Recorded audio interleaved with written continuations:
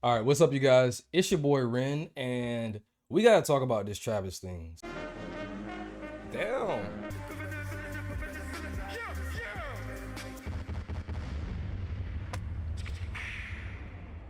Come on. So Travis just recently did his Coachella set. He wasn't a headliner, but he had like a whole separate section, which pretty much made it seem like he was a headliner. I respect it. It's Travis. I think the headliner was like Green Day or something like that. I don't recall. I'm probably gonna put a picture. Who knows? But yeah, this most recent Coachella performance that Travis did, it was good. But overall, the Coachella performances were not up to par.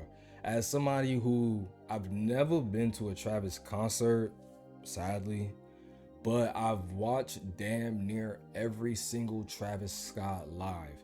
And from my experiences with this one, it was lit. It just wasn't it. Now listen, that's called. And another backstory towards like me and my love for Travis Scott's music, I've listened to Fiend 24 times back to back on Instagram Live. No remorse. I don't regret it. I wish I could do it again. So when it came to this whole Coachella thing, it honestly did surprise me because Travis is damn near a perfectionist when it comes to his performances, and not even in the sense of he wants everything to be perfect, but within his own right and his own image and sound, like there's perfection to it, you know.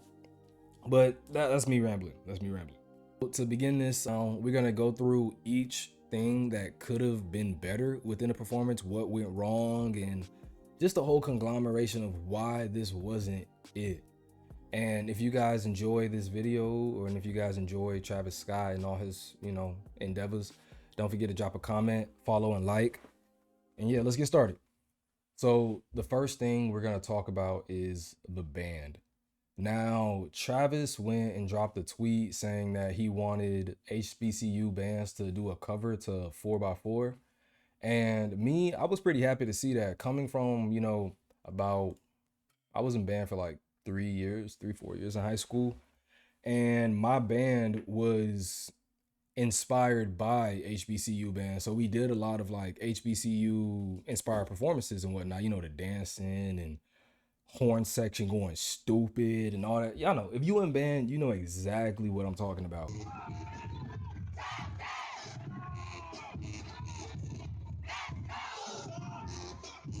So I was excited to see, an HBCU band, come out and go stupid for Travis. With this tweet that Travis made, a whole bunch of bands, went and submitted their cover of 4x4. The two bands that went stupid was FAMU and Jackson State University.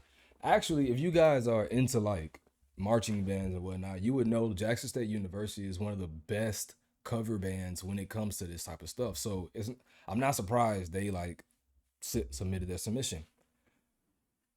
So after that, Travis tells us, okay, I couldn't choose between FAMU and Jackson State, so both of y'all gonna come and both of y'all gonna do it.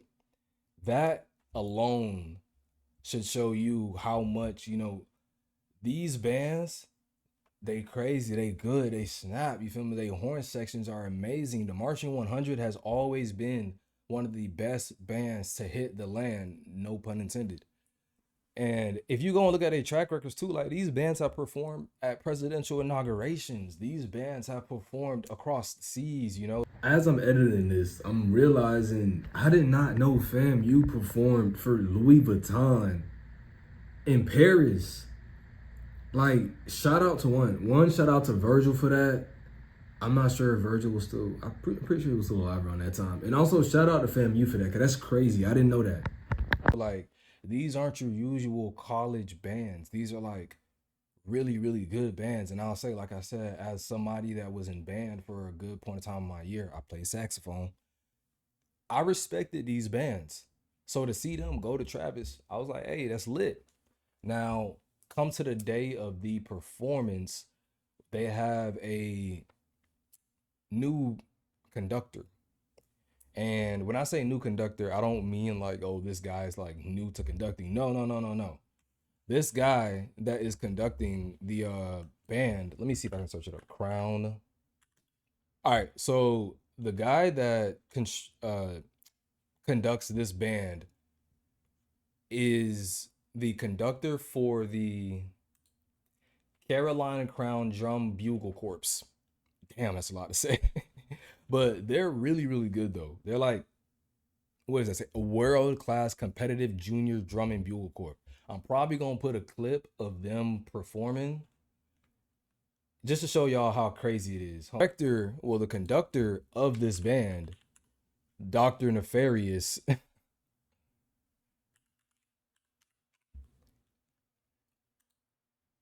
is this guy. Brass legend, Hot Off. I think that's what they call him. God damn, if you don't move. Yeah, his name is Haroff. My bad, I said Hat Off. Matt Haroff. And this is the guy that did the initial Coachella. Not initial, he did all of it, to be honest. And he snapped. If you look at the videos of him performing, like this is one of the videos right here. Look at him. The energy is there. Like he is known for being a very energetic, precise conductor, and I respect him for it. I mean, he's conducting one of the best horn sections in the nation or in the world. He also conducts a drum corps too.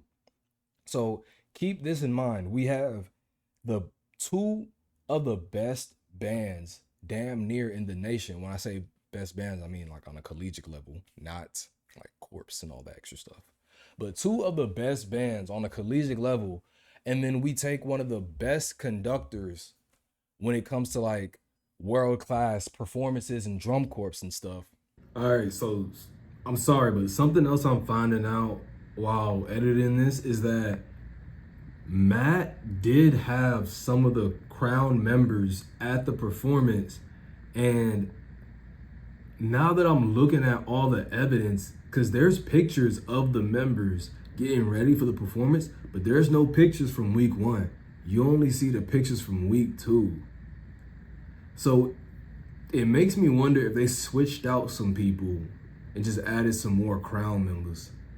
I don't know. Don't check me on that, but just know there were some Carolina Crown members in the field. Alex, Andrew, Blake, Dominic, Jason, Kayla, Luke. Yeah, so I don't know how I didn't miss that, but yeah. And then we get this. Damn.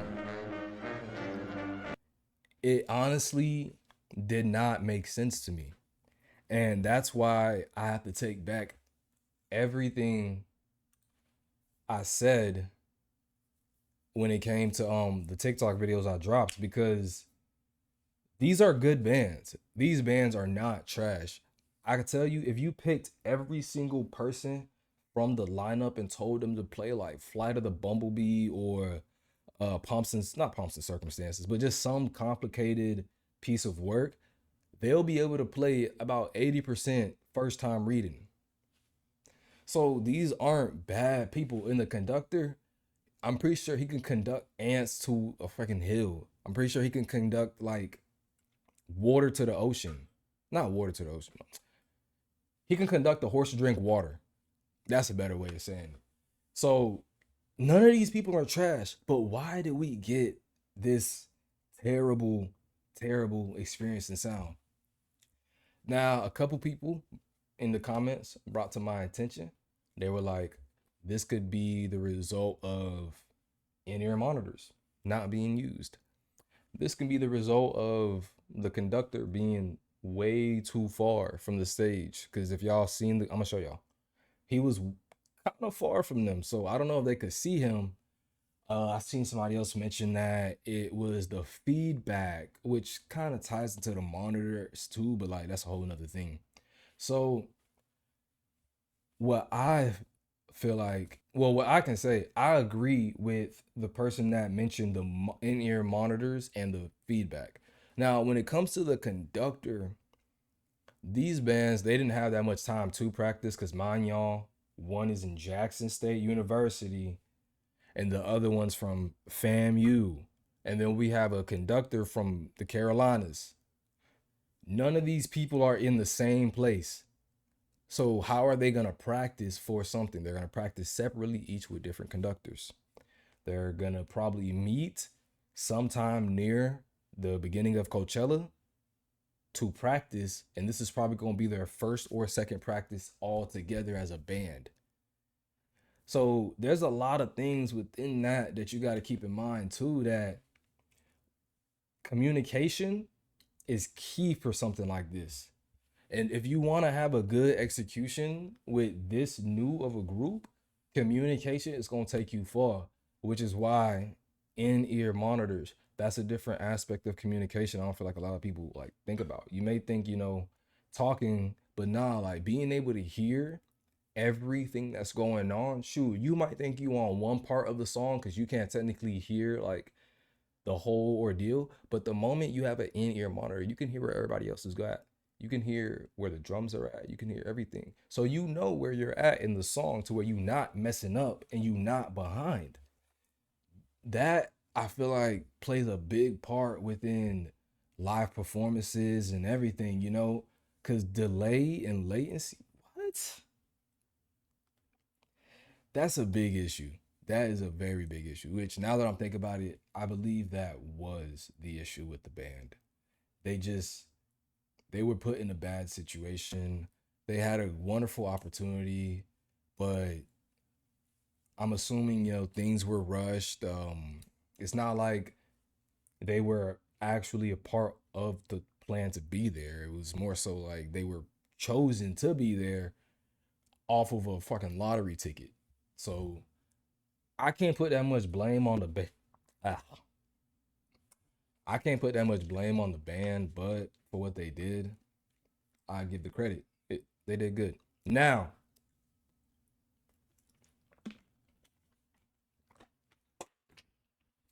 how did they improve in week two?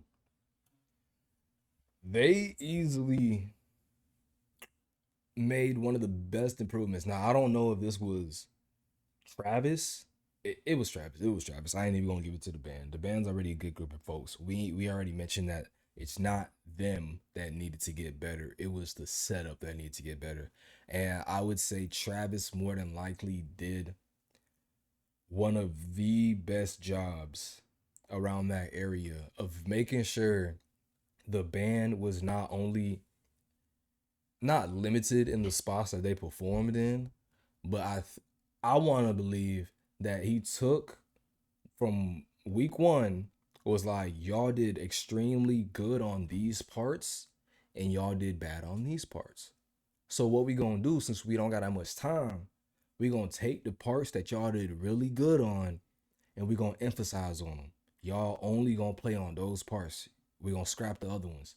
And it just so happened there was only like two or three parts where they played good. Sadly enough. It went from being a whole show with the band incorporated in it, the conductor going stupid, to y'all got like two or three features. You feel me? And then y'all gonna post up outside real quick, show y'all horns, and go back inside. That actually happened. If I can find the clip, I'm gonna put it on the video. But that actually happened. He brought them out. They posted up or farmed for a little bit, and then they went back inside. And this was around the time where he also we're not gonna get into that yet. We're not gonna get into that yet. So yeah, that whole ordeal was easily preventable, which shows within the second week. All they had to do was be more prepared and pretty much just have better communication. That's literally it. Other than that, I'm 110% sure that given more time and preparation, this would have been one of Travis' best performances with more time and preparation. Woo! All right. Next topic at hand is what I want to bring up because there's honestly two things that I want to talk about after the band, but I don't know which one I should go in. So I'm gonna save the best for last. Let's talk about how Travis was messing up. So if you've seen in the videos and clips, there was a lot of times where Travis was either forgetting the lyric, stumbling on a lyric, not even. There was even a point in time where he was saying a bar, 2 or 3 bars before that bar even came. But it's the fact he kept going. And I don't know how Chase B did it, but he aligned it to how, like, so Travis didn't really mess up, but he messed up and I peeped it. If I can find a clip, like I said, I'm gonna put it. I can't always find the clips, y'all. I'm a one-man band. Here's another update. So Coachella scrapped Travis's performance off of YouTube. And I'm starting to think that Travis doesn't want people to see this or cover this, because now as I'm looking for assets and stuff, nothing's popping up. It's as if they want to act like this never happened, but we not gonna let that slide. That alone showed me that, oh yeah, this not only is a complication for the band, but something's going on with Travis too. And now that I'm thinking, like I said, y'all, like this is a working process in my brain now. Travis having those difficulties could have also been in-ear monitor issues. And now that I'm truthfully like digesting it, I think all around, I think that's why oh, I almost said it. I almost said it. Evan, we're gonna get into it. I think that's why Scott got fired. Boom. So if you guys have been seeing the clips lately, mainly my clip, because I feel like I'm the one that posted it. But there's a clip going around of the Coachella's week 2 performances of Travis just getting fed up. Like he finally got fed up of all this issues. And if you wondering what I'm doing on this part, he was literally doing that all.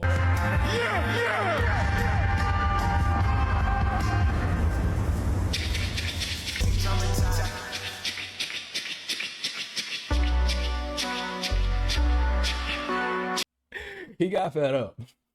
And you hear him say, Scott, this is your last show, Scott. I'm gonna put the clip. Hey, yo, Scott, this your last show, Scott. I've been down on my latest trip. It's a lot of people last show. I've been down on my... Scott, you got one job, nigga. Follow instructions. Yeah. So he got fed up. He was just like, yo, y'all messed up. Everyone messed up. I messed up. Everybody messed up. And the blame was put on Scott. Now, the big question that I've seen a lot of people asking is, who is Scott? Who is the person that Travis was adamant on, like, yo, you getting fired, you got one job and you not doing it right? I was thinking that same question. I was thinking deep about it, and eventually I want to do the research. So I did the research, and it took me to a rabbit hole. So we're gonna go through the rabbit hole together. All right. Now, you may think it's as easy as just Googling who is Scott from Travis Scott's Coachella. If you Google that, I'm gonna show y'all who is Scott from Travis.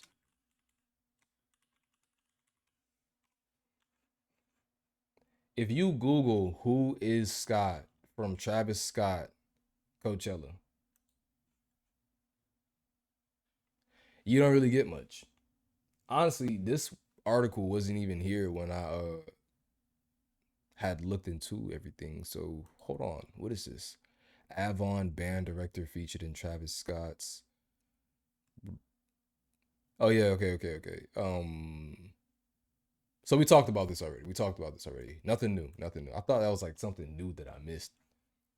But yeah, when you type in Coachella, who is Scott from Travis Scott Coachella, no one's gonna point out exactly who this person was. Okay. So with all of that being said, I had to like really, really, really look into like, how am I gonna find Scott? The easiest thing I can think about was because I do AV. Well, I did AV at a point in time, audio visuals. I know that when it comes to festivals and events, there is either a in-house production team or there is a hired production team. Either way, there's a production team. So first question I had to myself is okay, who is Coachella's production team? I went ahead, I Googled that, and that took me to a lead of a company by the name of Rat Sounds. Let's say that Rat Sounds. By the way, Golden Voice is the creator and owners of Coachella. Keep that in mind, Golden Voice. But Rat Sounds was hired by Golden Voice to do the production in the venue.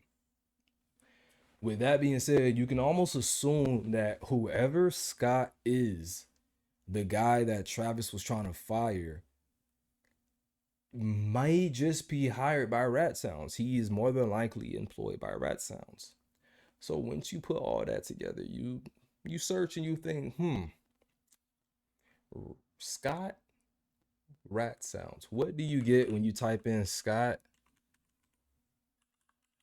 And mind y'all, I'm not even gonna edit this too crazy. I'm gonna let y'all see the process of how I went through this and thought about it. What do you get when you type in Scott Rat Sound Systems? By the way, it's called Rat Sound Systems.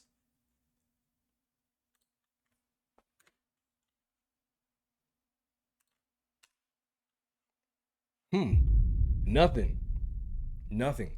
You get Rat Sounds website and you get Scott Game Sounds. Right. Don't get upset because we gotta scroll now. We gotta scroll. Scroll down a little bit more. And hmm.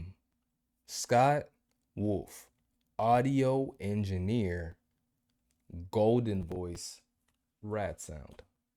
We got him. Got him. Ladies and gentlemen, we got him. And you see how easy that was, but low key not that easy. So, how can we confirm that this is him? This is the Scott that Travis Scott was talking about and that he was trying to fire. We can't. But we can be confident within the evidence that we see. Like I said before, Golden Voice is the creator of Coachella. They've always been the owners and creators. So, Golden Voice being the first person on his thing for LinkedIn, he already worked for Coachella. Let's keep that in mind. Second thing, Rat Sounds does audio and just overall production for Coachella. Rat Sounds is the second thing in his LinkedIn. He works for Coachella, the festival, and Rat Sounds together. Meaning he has a good connection with not only the owners, but also the people that they're contracting. He works for both of them. It is safe to assume that they now not just trust him, he is in a high, not high position, but a decent enough position to where they're like, you can do our headliners. You are so embedded within the company. You're not just a Rat Sound employee, you're a Golden Voice employee too. I'm 110% sure he is doing the big artists and the headliners. Do y'all see the connection? So I'm too wary on clicking on his page because I don't want y'all like to go and try to like harass him. But I know that was a big question that people were wondering, who is Scott? Now I don't think Scott has went and posted anything regarding what just happened. Let's see. Scott Wolf. Say Travis Scott.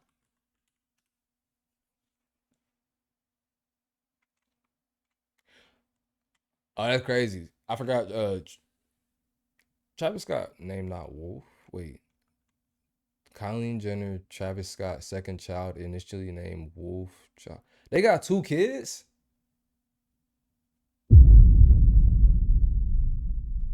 Travis got 2 kids. Hold on, I thought he only had Stormy. And they changed his name from Wolf to Airy. They should have kept it as Wolf.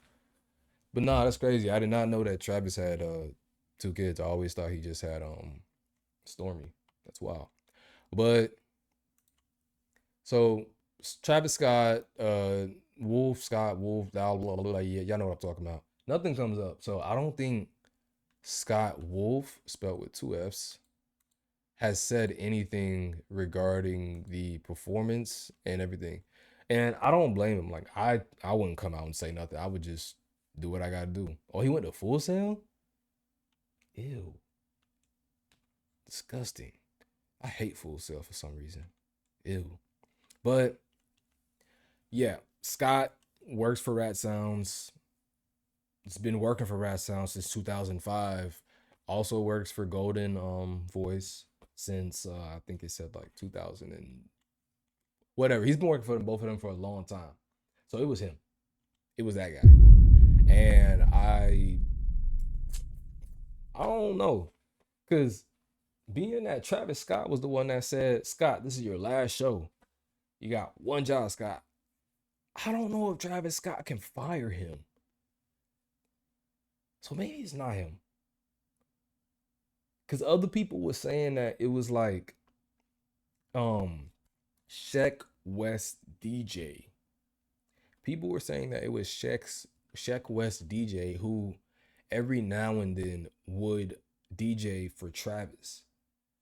Now, who is Sheck West's DJ? Let me see. Sheck West DJ. I'm just gonna put Scott just so like we can get closer. So Sheck West DJ Scott. Do anyone know who Sheck? By the way, y'all, Reddit is like the best thing you could ever get. Strag Life Scott. See, bro, W Reddit, bro. I wish I had my soundboard so I could do the claps and whatnot. Hold on, let me turn that on.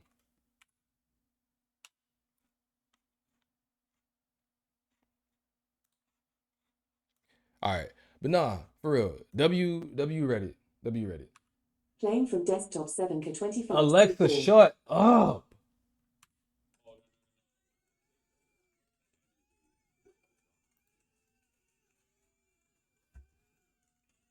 God damn. I'm not gonna cap, that pissed me off. Cause I was trying to do the little clap thingy, round of applause, but then Alexa gonna start screaming in front of my mic and stuff like, Alexa, shut up. Damn. But yeah, Strag Life Scott, shout out to Reddit. There you go. And we're gonna go ahead and Google who Strag Life Scott is, because I don't think it was him. Scott Lauren. Oh, wait. See, I told y'all it wasn't Scott Lauren. Look at his tweet.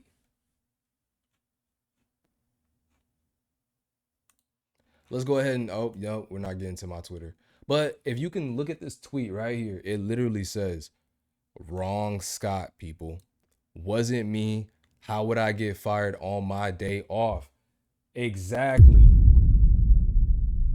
That was my main thing with people saying that it was Sky, it was Sheck West's DJ. How could it have been Sheck West's DJ when he wasn't even DJing that day?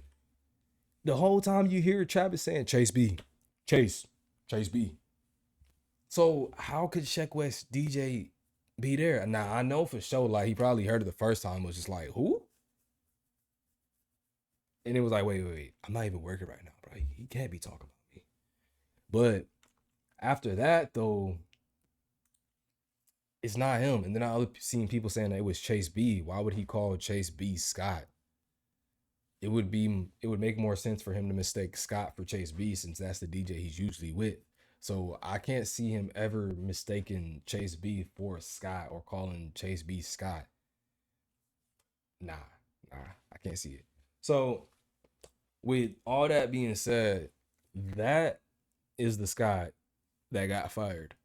And I feel bad for him because, from being an AV person, yeah, one man can make that big of a difference, but a lot of the times it stems from like uh miscommunication or unorganization in the beginning. Like it just falls on one person. That's what I'm trying to say. It's like bullshit what happened in the beginning that if it doesn't get fixed, it will eventually fall on one person unknowingly. Like imagine you and a group are lined up, just people just lined up, and there's a building on top of y'all with bricks, and somebody on the side is like taking little support beams off, and y'all don't even realize it. Like, y'all don't even know. It's probably y'all boss or y'all higher ups arguing or something. That's people taking off the thingies, and then eventually one of the bricks, fall because the support is being shaky now, and it lands on your head. That's kind of, or nah, fuck that. I'm bad at analogies. Or you decide to like, you see that one of the bricks is like messed up because the support is shaky, and you just try to like push that bit to fix it, and the whole thing fall, and they blame you. That's what it is. That's what it is. You tried to like push that brick in a little bit because you peeped that it was out of place. But little did you know, the support itself was being tampered with. So it fell. Now you to blame. It's your fault. That is kind of what I think happened to Scott, because I genuinely can't see one man messing up that. Or maybe he did. Maybe he did. I hope. I hope he ain't like lose his job badly. But I'll tell you, it was trash though. It was trash. It was trash.